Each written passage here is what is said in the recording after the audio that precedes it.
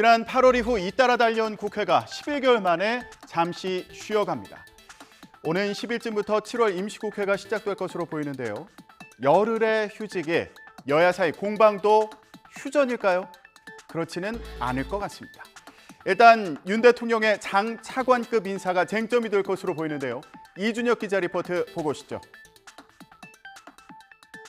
민주당은 이번 윤석열 대통령의 장차관급 인사를 극우 개각이라 꼬집으며 7월에도 대정부 공세 방침을 분명히 했습니다. 통일부 장관 지명자는 적대적 대북관에 매몰됐고 권익위원장으로는 권력에 기댄 BBK 검사, 인재개발원장에는 극우 유튜버를 임명했다면서 대통령이 태극기 부대의 수장인지 의심된다고 맹비난했습니다.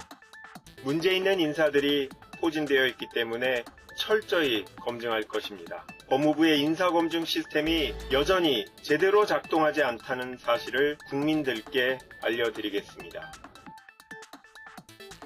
윤 대통령의 인사 가운데 특히 김영호 통일부 장관 후보자의 과거 발언이 논란이 되고 있는데요.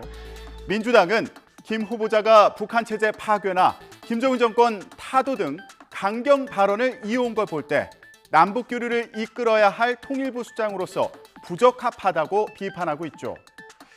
그러자 윤 대통령이 통일부는 북한 지원부가 아니다. 이제는 통일부가 달라져야 한다며 논란을 일축했습니다. 박수종 기자 리포트 보고 오시죠. 김정은 정권을 타도해야 통일의 길이 열린다. 6.15 남북 공동선언은 북한의 선전에 노란한 것이다. 김영호 통일부 장관 지명자의 과거 강경 발언을 둘러싸고 정치권 공방이 거세지는 가운데 윤석열 대통령이 통일부와 관련한 입장을 밝혔습니다. 그동안 통일부가 대북 지원부 같은 역할을 했지만 달라질 때가 됐다고 언급한 겁니다. 참모들에게 그동안 통일부는 마치 대북 지원부 같은 역할을 해왔는데 그래서는 안 된다. 이제 통일부가 달라질 때가 됐다고 말했습니다. 자유민주적 질서에 입각한 통일이라는 헌법 정신에 따라 통일부는 본연의 역할을 수행해야 한다고도 당부했습니다. 장관 지명자를 둘러싼 논란을 일축하는 동시에 통일부의 새로운 방향과 역할을 명확히 한 것으로 풀이됩니다. 대통령실 관계자는 YTN에 현재의 통일부는 남북 교류 협력에 초점을 맞추다 보니 경색 국면에서는 할 수 있는 게 없어 유명무실하다고 지적했습니다. 또 앞으로 통일부는 북한 정보 분석과 대응, 통일 구상의 마련과 실행, 북한 인권 문제 관련 업무 등을 해나갈 수 있을 것이라고 설명했습니다. 국민의힘은 우리의 소원은 통일이라는 소망에 한 걸음 더 가까이 가기 위한 통일부의 실질적 역할을 주문한 것이라는 해석을 덧붙였고 더불어민주당은 박정희 정부의 7.4 남북 공동성명부터 문재인 정부의 9.19 평양 공동선언까지 발전해온 남북 교류 협력의 역사를 들며 지금까지 대한민국 정부가 기울인 노력을 부정하려는 것이냐고 반문했습니다.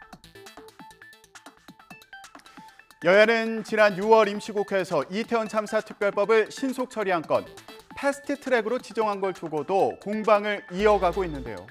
국민의힘 김기현 대표가 이런 상황을 주도한 민주당을 향해서 마약에 도취됐다며 강경 발언을 한 게 도마에 올랐습니다.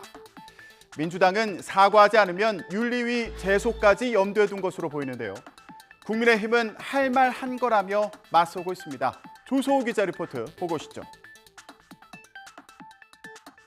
앞서 국민의힘 김기현 대표는 이태원 참사 특별법안의 신속 처리 안건 지정과 관련해 민주당을 향해 작정한 듯한 강경 발언을 YTN 취재진에 쏟아냈습니다. 이미 민주당이 불치의 질병에 걸린 것 같습니다. 마약에 도취되어 가지고요. 참사마저도 정쟁의 도구로 악용하는 아주 나쁜 짓을 하고 있습니다. 민주당은 이틀째 김 대표를 맹비난했는데 정치인 품격을 떨어뜨리고 국회 신뢰를 땅바닥에 내팽개쳤다. 수위도 더 세졌습니다. 생각나는 대로 아무 말이나 내뱉으면 그 말이 결국 자신에게 돌아온다는 상식도 갖추지 못한 여당 대표라니 국민 보기 부끄럽습니다. 민주당 지도부까지 가세했습니다. 참사 유가족들의 절규에 비수를 꽂고 국민의 진상규명 요구에 돌을 던지는 파렴치한 망언으로 여당 대표가 존재감을 과시하려 하냐며 유족과 야당에 사과하라고 촉구했습니다. 진짜 좀 정신 좀 차리시기 바라요. 어떻게 공당의 대표가 그런 발언을 할 수 있을까? 다가하지 않고 뭉갠다면 그에 적절한 당 차원의 조치를 취하겠습니다. 국회 윤리특별위원회 제소까지 염두에 둔 발언으로 읽히는데 여당도 즉각 유감을 밝히면서 방어에 나섰습니다. 국민의힘은 김 대표가 민주당의 비상식적 행태를 지적한 거라며 아물지 않은 국민적 참사를 정쟁화하는 민주당이 과연 정상적인 정당인지 반문해보라고 맞받았습니다. 민주당이야말로 끝도 없이 커져만 가는 사법 리스크의 존재감을 가리기 위해 막말, 망언, 괴담 정당으로 전락한 상황을 직시하시기 바랍니다. 여야는 후쿠시마 오염수 방류 문제를 두고도 치열한 공방을 이어갈 것으로 보입니다. 국민의힘에서는 릴레이 횟집 회식을 진행하고 있죠. 지난 금요일에는 국민의힘 소속 기재위원들이 노량진 수산시장을 찾았는데요. 이 장면이 화제가 됐습니다. 함께 보시죠. 어디가 그냥 너무 싱싱하고 좋네요. 그렇죠. 갑시다. 이거 못 먹어도 된다는 거 아니에요? 아니 이 물이야 저거야 이 물은 굉장히 정수됐습니다. 정수된 물이에요. 2011년에 바다 아주 정수됐습니다. 이게 바닷물이 예, 바다 해수를 정수된 물을 갖고 있습니다. 이거는 물에 바다에서 딱. 예, 바다에. 이거 정수된 물이기 때문에 뭐 이거 완전 바닷물이네. 네. 짭짤한데 이게. 네. 해수 정수된 거기 때문에 우리 근안에서 아주 깊은 데서 정수돼서 가져온 거기 때문에 뭐 항상 이게 2011년에 방류해갖고 우리 그네까지 온 거기 맞습니다. 때문에 맞습니다. 지금 방류하는 것보다 훨씬 진한 거예요, 이게.